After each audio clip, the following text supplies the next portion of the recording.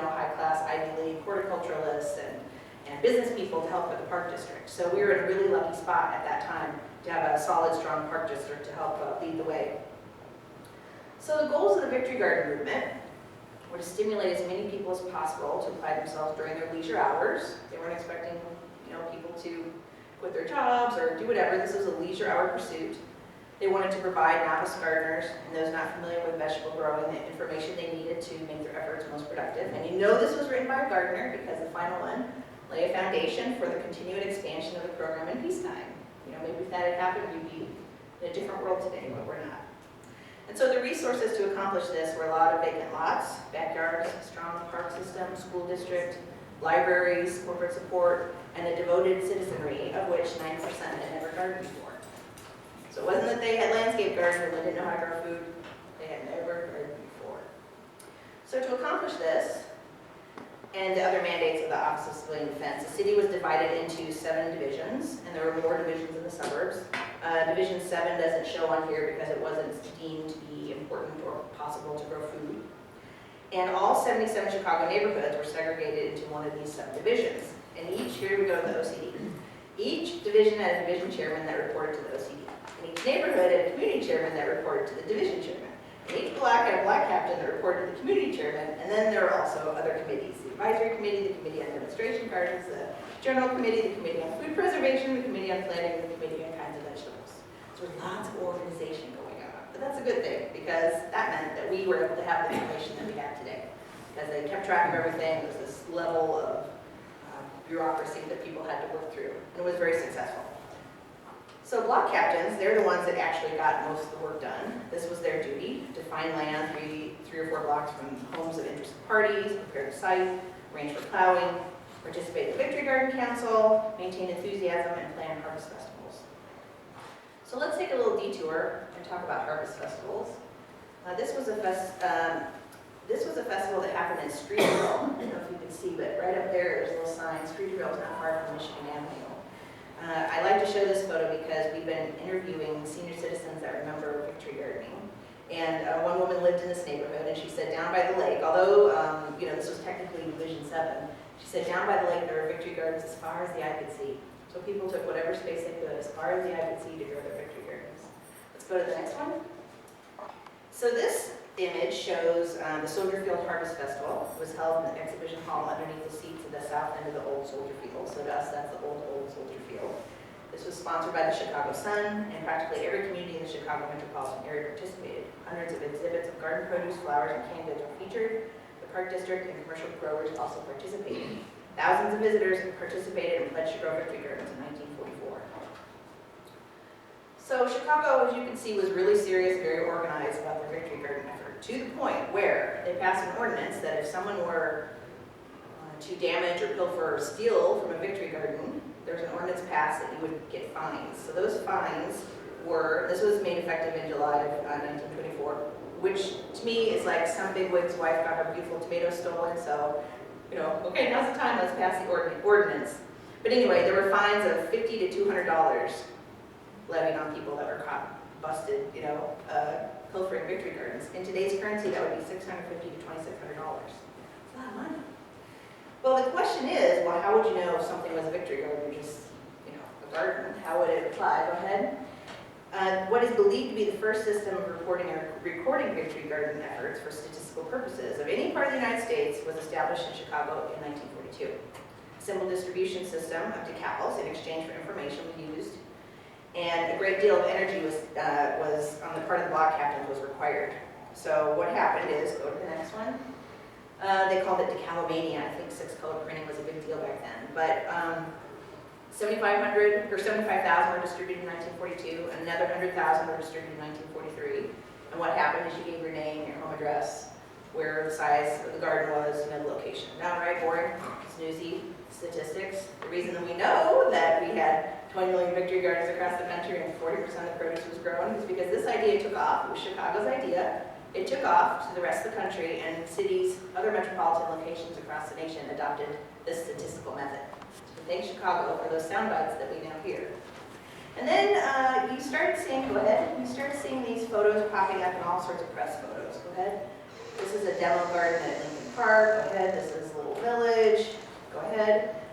This is another one. Now this tall gentleman here is the man responsible for, he worked for the park district, he was on the Victory Garden Committee. He's the one that was responsible for the decal. I'm very proud of it, pointing there at it. Let's go to the next one. And I just want to point out that 90% of these people had never gardened before, right? You can tell by the clothing that they're wearing. That's one. So, of course, it was very important to educate people since people didn't know what they're doing. An extensive program of lectures in 6 different locations throughout the city were given. Horticultural staff in the park district led those lectures, leaders in the seed trade, commercial growers, and in addition, individual lectures were provided by garden clubs and other organizations. Go ahead to the next one. In 1943, 162 sanctioned garden lectures happened across these 6 locations. And then countless garden club lectures, which I assume were unsanctioned lectures, but they're not in stats. And then there were mass meetings showing movies or slideshows. So if you go to YouTube and put in Victory Garden movie, it'll pull up one of these movies. There's a lot of sweeping orchestration and very serious narrator talking about how the family's growing their own food, what they're doing. But it's interesting, you know, and I like to think all these people got together and watched, you know, these propaganda movies to learn how to grow their own food. Go ahead. Newspapers were also involved. They passed out a lot of pamphlets that talked about Victory Garden. Now this wasn't ornamental, this wasn't make it pretty, this was just the down and dirty of growing food. At the time, go ahead and go to the next one. At the time, you know, we were just coming out of the Depression, so about 30% of the people that were, the men that were going to be drafted could not be drafted because of malnutrition. So vitamins and nutrition played a big part in this information, much like we need today, very similar situation. Let's go to the next one. There are also plans that people would hand out. You know, if you have this size garden, here's a plan for a family of 4. Here's another one. Go ahead and go to the next one. Here's a plan for a family of 5. And these are very, very specific. They have a little bit of succession planting information. They recommend crops that are good for Chicago. It was all very specific to Chicago. Go ahead. There are articles in the paper, special interest articles. There were, go ahead to the next one, weekly columns from garden experts. Go ahead. I love this. This is a radio program called Know Your Onions on WGN.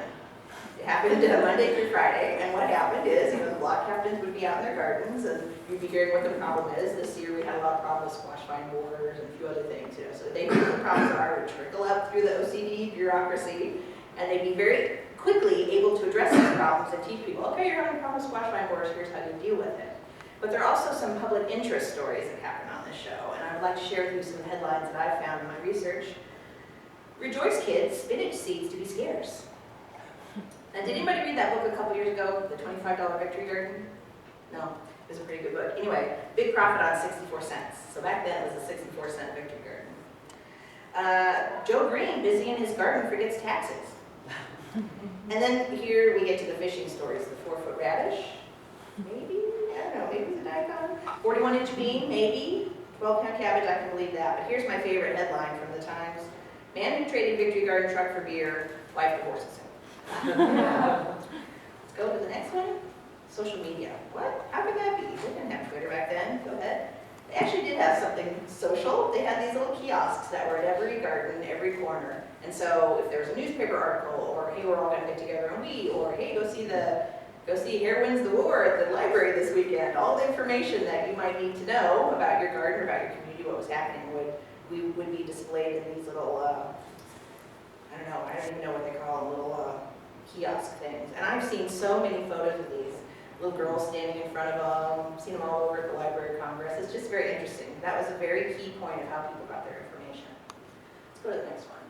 Now I have to tell you a funny story. First time I did this lecture years ago, I got to this section. It was at the Chicago Flower Garden. The family walked in, saw this slide, and turned around and walked out. Plowing doesn't sound like a very important or interesting topic, but it was very important. And now I will proceed to show you my collection of what I like to call plow corn. And it usually involves some proletariat-looking guy sitting on a tractor shaking hands with someone, you know, in a fedora. But go ahead to the next slide. I mentioned the International Harvester earlier. Early in 1942, International Harvester was approached, and they very patriotically and promptly turned over 3 new plows for plowing the vacant property in city limits. The park district provided operators, fuel, and supplies for these plows. Demand for plowing was so intense, rules were set up to regulate it. Go ahead.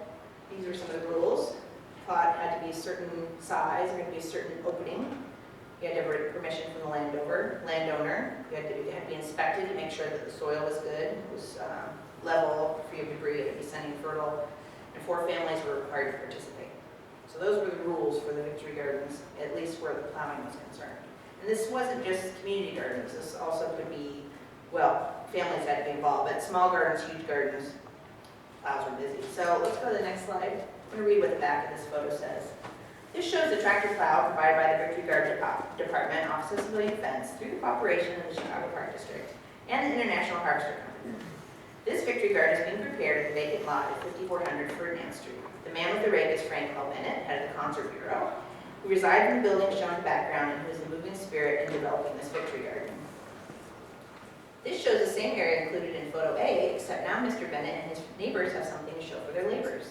The garden is located in North Austin community where Mr. Bennett is Victory Garden community chairman. Got a promotion. Notice the shrinkage in his waistline as a result of his gardening activity. Let's go to the next one.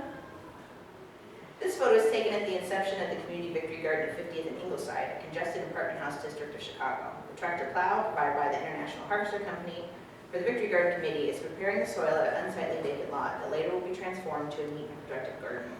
Local civilian defense group is studying the soil. You can see them over there checking out the soil. Okay, go ahead and go to the next one, that's fine. So this one didn't say anything on the back of it, but it's Howard and Bell, which is the dividing line between Chicago and Evanston. And I love this photo because you see the plow, you see the little policeman checking it out. Let's go ahead and go to the next one. That's the after photo. Flip back, I just love this. Go ahead, flip back. Oh, no, back. There you go. Nothing? Go ahead. Oh, forward. There you go. I just think that that's an amazing transformation. Okay, let's go to the next one. So this is another photo, another platform photo. Sprung originally from the Green Prairie Acres of the Midwest, Chicago goes back to the soil as their citizens began a tremendous victory garden campaign. One of more than 300 projected community gardens on the north side, Division 6, is this portion of the Emerald Turf back campus of the Presbyterian Theological Seminary in Belden and Bissell. So I was doing this lecture at DePaul, and when I was done, the instructor said, you know, that's right around the corner. I'm like, oh, sure, I'm sure. He's like, no, you're literally. So I gathered my stuff and went around the corner. It's literally right around the corner. So if you tick one more, there you go. So that shows where they were actually plowing. This area past there is a giant soccer field.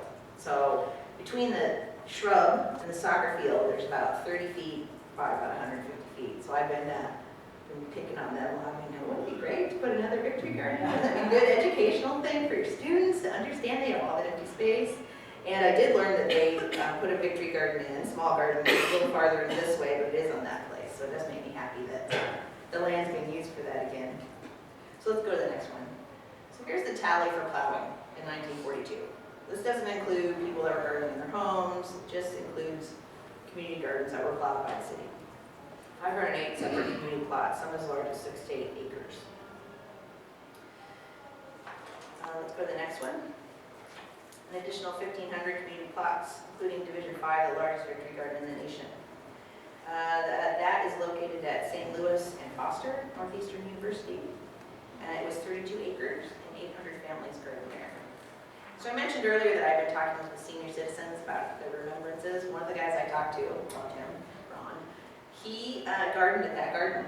And he is the historian, used to be the historian for the Tribune. So he said, he's like, Amanda, I believed it then, I believe it now, I believe that my victory garden is one more.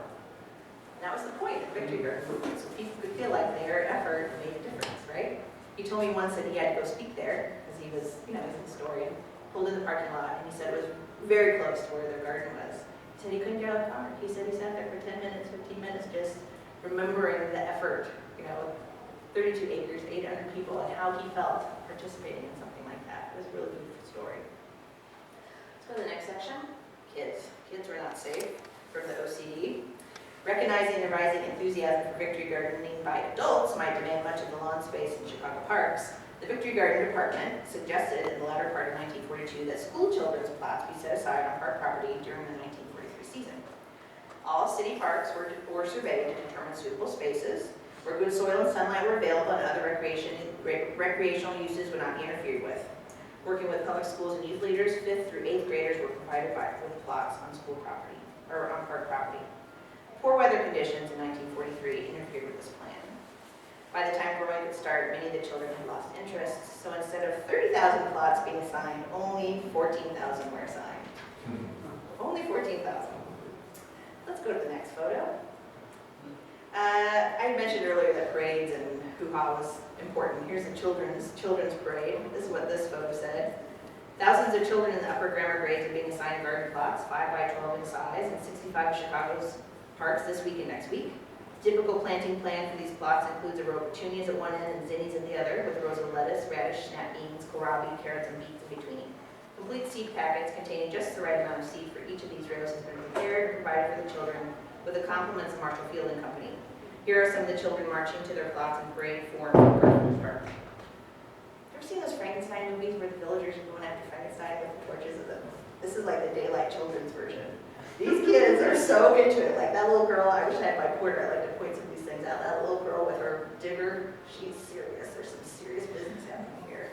I also like it because you see some of these posters, which, you know, we now think it was retro, but that was them, modern, carrying them around, the symbols of the war. This guy, little guy in the front, is holding a sign that shows what he's going to garden, what he's going to grow, his different seed packets, his little plan. I'm going to veer off a little bit.